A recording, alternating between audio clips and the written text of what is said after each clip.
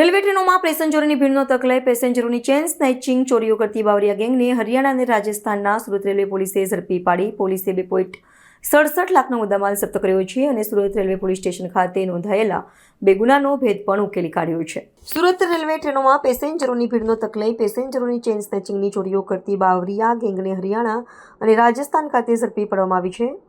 પોલીસે કમલાદેવી સુરેશભાઈ સોલંકી, સોનુ સુરેશભાઈ સોલંકી, ધર્મવીર ઓમપ્રકાશ બાવરિયા અને રાધાદેવી રાજુભાઈ બાવરિયાને ઝડપી પડ્યા છે. પોલીસે આરોપીઓ પાસેથી 5 મોબાઈલ ફોન તેમજ સોનાની 3 નગ રણીઓ મળી કુલ 2.67 લાખનો મુદ્દામાલ જપ્ત કર્યો છે. પોલીસ અધિક્ષક શ્રી અભય સોની સાહેબની સૂચનાથી એલસીબી પીઆઈ તરુણ પટેલ તથા તેમની એલસીબી ટીમ અને સુરત રેલવેની ટીમ જે અનડિટેક્ટ ગુનાઓ છે તેની તપાસમાં હતા. તે દરમિયાનમાં ટેકનિકલ સર્વે અને અમુક સીસીટીવી ફૂટેજથી તેઓને અમુક જે લીડ મળતા એ લીડ અનુસંધાને તેઓએ એક ટીમ હરિયાણા અને રાજસ્થાન ખાતે મોકલેલી અને ત્યાંથી જે બાવરિયા ગેંગ છે કે જે હરિયાણા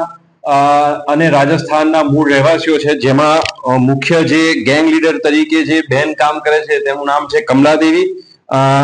તેની સાથે સોનુ સન ઓફ સુરેશભાઈ, ધરમવીર બાવરિયા અને રાધાદેવી બાવરિયા, આ 4 જણા ભેગા મળી અને એમની મેઇન મોડસ ઓપરેન્ડી એ પ્રકારની છે કે જ્યાં પણ ભીડભાડ વાળી જગ્યાઓ હોય ત્યાં તેઓ તકનો લાભ લઈ અને ચેન અથવા તો પર્સ અથવા તો મોબાઈલ ચોરી લેવાની, લૂંટી લેવાની ટેવ વાળા છે, જેમને આ ટેકનિકલ સર્વેલન્સ કરી અને તેમને હરિયાણાથી આ ટીમ જઈ પીએસઆઈ આલ અને એલસીબી ના પોલીસ કર્મચારીઓ જઈ અને પકડી અને અત્રે લઈને આવેલા છે અને તેમની પાસેથી 2,67,000 જેવો મુદ્દામાલ પણ કબજે કરવામાં આવ્યો છે અને સુરત રેલવે પોસ્ટેના 2 ચેઇન સ્નેચિંગના બનાવોને પણ ડિટેક્ટ કરવામાં આવેલ છે. જી સર, આરોપી દ્વારા રેલવેની અંદર ચોરીની લૂંટફાટ કરવામાં આવતી હતી કે અધર બહાર પણ કરવામાં આવતી? આરોપીઓની જે પૂછપરછ કરવામાં આવી તેઓ મેક્સિમમ રેલવેઝમાં કામગીરી કરી છે, આ પ્રકારની ચોરીઓ કરેલી છે અને વત્તા તેઓએ અલગ અલગ રાજ્યોમાં મહારાષ્ટ્ર, રાજસ્થાન, ઉત્તરાખંડ એવા રાજ્યોમાં પણ તેઓએ જ્યાં ભીડભાડ વાળી જગ્યાઓ એમને મળે ત્યાં આગળ આવા પ્રકારના ગુનાઓ આચરેલા છે. કયા કયા પોલીસ સ્ટેશનમાં આ લોકો પર ગુના રજીસ્ટર? હાલ જે એમને જે અટક કરવામાં આવેલા છે સુરત